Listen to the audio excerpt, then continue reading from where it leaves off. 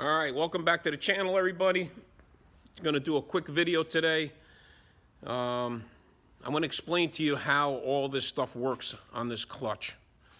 What I did to make it work with a hydraulic setup. Didn't have to use a Z-bar. Let me show you what I did. First off, I got the car up in the air here, so I'm going to go up and down so I don't have to keep moving the lift up and down. All right, so let me turn this around. All right, so first things first. You need to use a Willwood master, all right, single master. You can see it's a 7/8 bore, okay? That's the starters, all right? And you got to use all steel braided line. Make sure you use all steel braided line because a lot of this stuff's going to be moved all over the place. Let's bolt it to the firewall. Now let me show you where it's bolted to the firewall.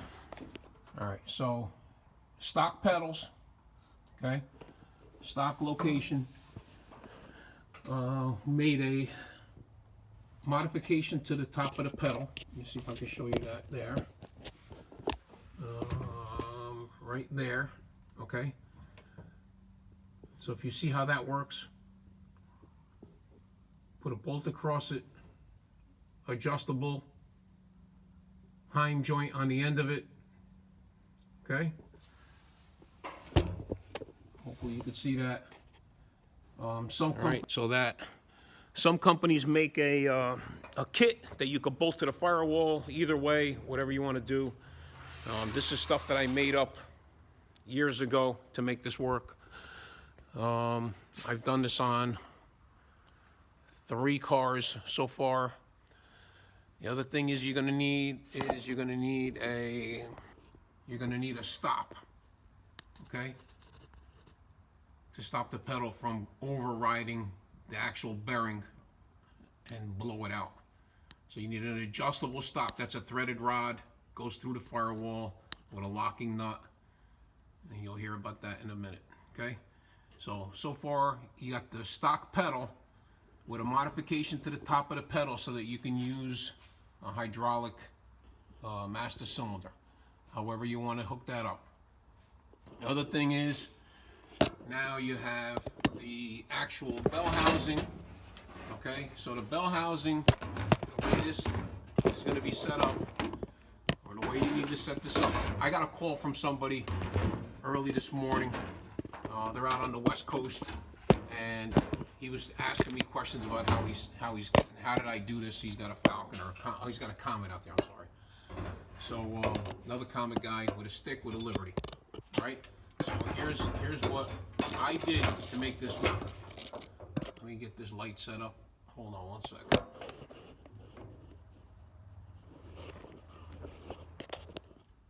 All right. So the bell housing, whatever bell housing you're going to use, okay? There's no fork, there's no Z-bar, there's no nothing. Nice, clean installation. What I did was I used a McLeod bearing, hydraulic bearing. Okay, I'll take that out and show it to you on the bench later, but basically that's what it looks like, okay? I have a spare one of these too, but this one I'm actually going to take apart because I got a little leak going on. All right, and this collar that comes with it, I'm going to show you that in a minute also. Okay, now let's go to the bench. All right, so here's the tricky part. So when your transmission goes into the bell housing, okay, it goes into, it's got to sit in this register, right? So that's what lines it up and centers it to the crank. So what I did was I bought a candlestick, they call it, okay, which is basically the front bearing mount, the slide where the bearing slides on. I bought a billet one. I got it from Liberty. You're gonna have to get yours from Liberty, okay? You have to make sure that you have the right size for your shaft that you have going into the tranny. I used a GM shaft, fine spline, 26 okay, 26 spline. And then the throwout bearing comes with this, okay? And what this does is this slides onto the candlestick. It's got a couple O-rings, right? Keeps it centered, keeps it nice and snug on there. And now, picture this is the candlestick on the end. It looks like this on the end of your transmission, right?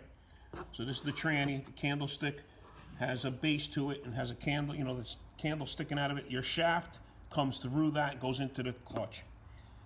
This slides over the candlestick. The bearing is attached to this. The bearing threads onto this, okay?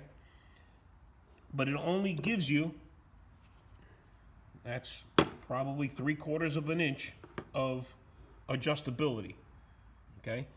Now, I had my machinist guy make me another one of these, which is about that big, okay? And I can adjust it all the way in, all the way out, as far as I want. He made it exactly like this, O-rings and all. The threads are special pitch. And we found that out the hard way, okay? So when you look at the threads, this goes on, and the threads, if you can picture, let's say this is a thread that has a V, right? Well, these don't have a V. They only have one angle on them. The other angle is flat. So it can't, when it pushes against it, it won't ride up on it. So if it was a V, by pushing on the threads, it actually tries to push this way. So the threads are made flat so that it pushes flat against it.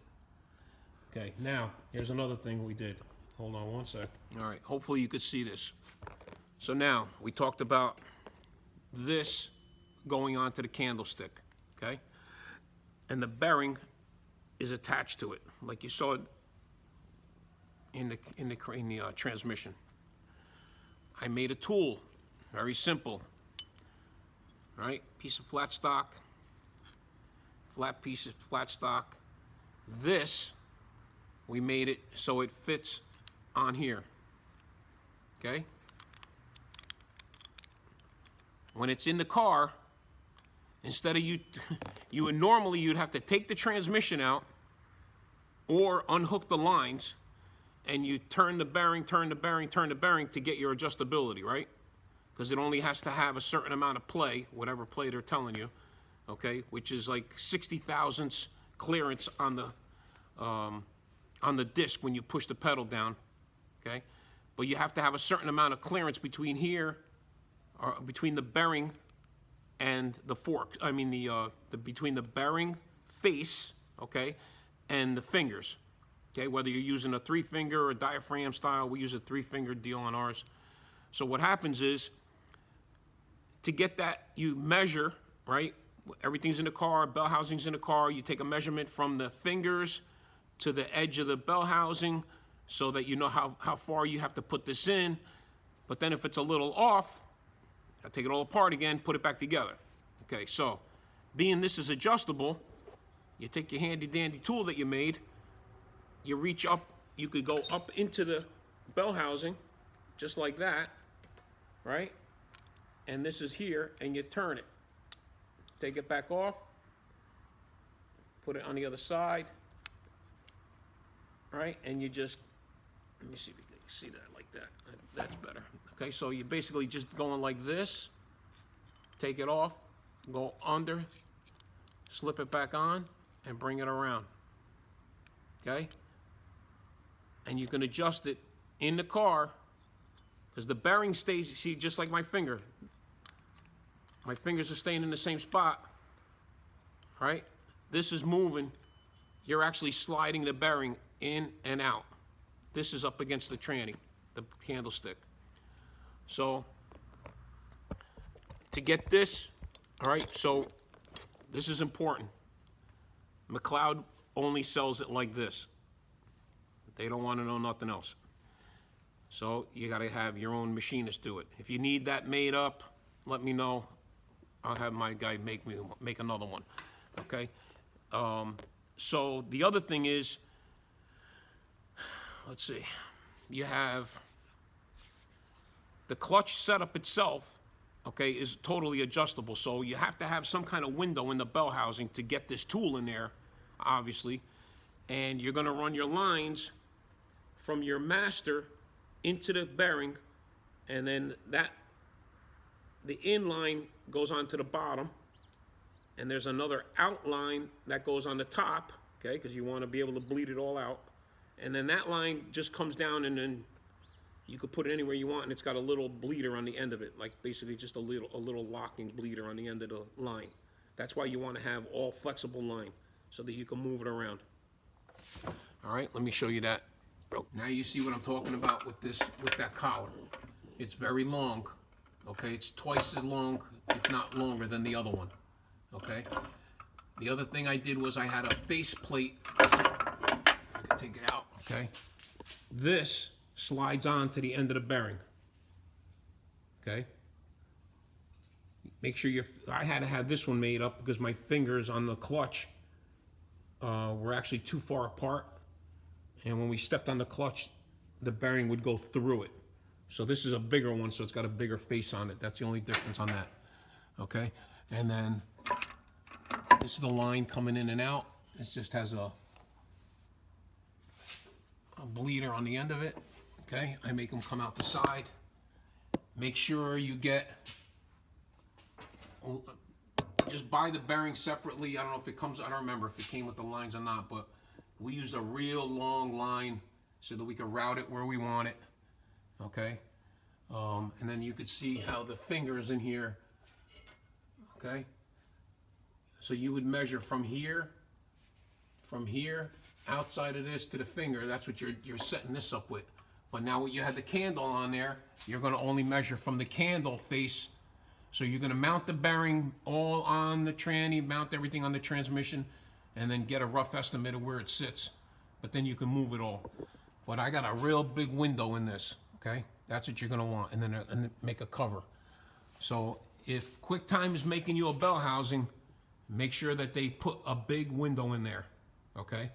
The other thing is, I don't know if they're gonna do that or not, but if they don't do it, you're gonna have to cut it open and make a cover for it. So definitely gonna have to do something with that. The transmission itself, make sure that the tranny, when you call Liberty up, make sure that you're telling them that you're using a candle like this. Now, depending on what transmission you're using, that was what I was thinking about before. You said you're running an FE, and you're thinking, oh, I need a big spline, big ass, whatever it is, 14 tooth spline. Okay, they don't make a bearing that size, just so you know. Okay, so this bearing, they're going to tell you they're not going to make a collar big enough to go over the candlestick, to go over the input shaft. So you got to be careful what size input shaft you're going to use. We're using, like I told you, 26 spline GM, and I have had no issues with it. Okay, putting plenty of horsepower through it, and it hasn't been an issue at all. Okay, especially if you're using a slipper clutch, no problem. The other thing is, you mentioned something about you can't use a hydraulic bearing on a drag car. I mean, I've been using this since I own this car. I've had this car for 35 years. I've done them on other cars, no problem. Especially with the Liberty or the Jericho that we used to run, you're only stepping on the clutch. You're only releasing the clutch at the line. Other than that, you're stepping on the clutch to move it around the pits. That's about it. Okay. The Liberty, you're not stepping on a clutch in between gears, so you're not worried about how fast or how quick it releases or engages. And I got news for you. I'll tell you on the phone when you call me, but I'll tell you what my 60 foots were, and I'll tell you how fast the car was and how much power we've been putting through it. And like I said, no issues at all. But you're going to have to make sure that you get together with Liberty, okay? Because you're going to need this opening, okay, for the candlestick, the register they have to coordinate with making sure you got the right size. Okay, that's the most important thing. And then making sure that the bell housing will bolt to the Liberty. Like I sent this bell housing to Liberty, and they made the extra holes for them to bolt it in. Okay, so you might have to do that. But if you're having the bell housing made, make sure they talk with each other, and so you don't have any issues later. But you're definitely going to have to use a candle and a slider like I had there. That'll go up against it. Unfortunately, I already sent the tranny out last night. They were still open, so we shot over there and did that. So I can't even show you on the transmission itself how it's sat. But, I mean, it's pretty self-explanatory. If you're doing this kind of work yourself, that better be self-explanatory, or else don't get involved. There's a lot of stuff you're doing, okay? Make sure the geometry is right on the pedal to the master cylinder. Now, I'm talking to Sean, is the guy that asked me about this stuff. You already bought a kit, so hopefully that kit is good.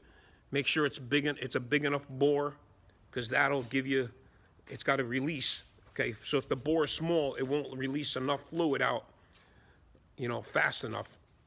But if it's a 7/8 bore, you should be fine. Okay, and then other than that, I mean, there's nothing else really to explain to you. You said you don't have an adjustable clutch. That would have been one thing that I would have highly suggested that you did, was get an adjustable clutch. But it is what it is. If you already have it, you already have it.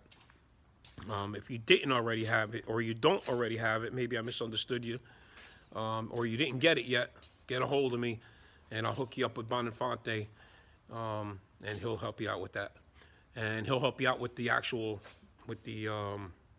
face for the fingers, where the face plate goes into that, because that's where we had that made. So the only thing that you need to machine, okay, is that collar, if you're going to go with this setup.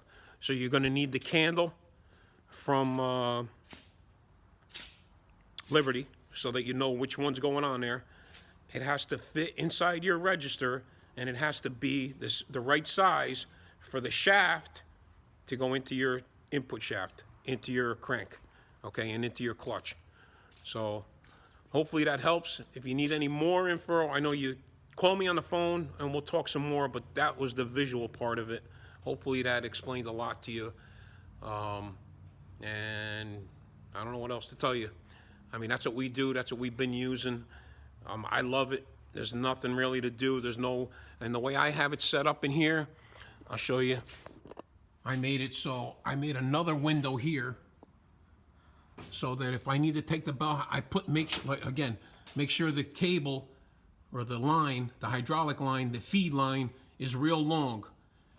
Because when you take the bell housing off, you could set the bell housing aside and not have to take this bearing, because it obviously won't come out, right? Because it's got lines hooked to it.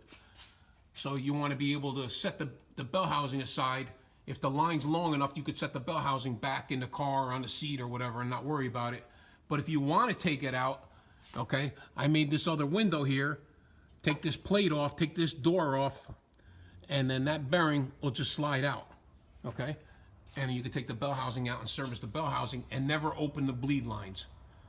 Bleeding the thing is the hardest part, okay? Because it's a pain in the ass, because, you got this little thing going on, and you always get some air trapped or something. But once you bleed it and it works, you don't really want to open the system up again if you don't have to. Like, I'm going to have to open this up now, because I'm going to change the O-rings in that thing. They've been in there for probably, oh, man. That's probably been in there at least 10 years, I think, was the last time. 10 years ago was the last time I serviced that bearing. So I'm going to reservice that again, put new seals in it, change the fluid around. The fluid's clean from when I just redid the car, but the bearing itself, the seals, I'm going to do those. So you want to be able to take the bell housing off. Okay, so that's going to sit in here like that. So the shaft has to be the right size. The candlestick has to be the right size. So that's the only thing you got to really be careful in making sure you got that right. All right? Any other questions, call me again. We'll talk some more if you need help. If you need the bearing collar made up, let me know. If you decide to go with that setup, and anything else we could do to help you out, let us know. All right? Don't forget to like and subscribe, guys. Hopefully this helped some other people out. I know it helped you out, I'm sure. These are the questions you had for me. All right? Talk to you soon. All right, so the clutch is out. All right, took it all apart.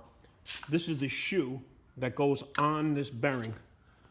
So it's in the car. The bearing, okay?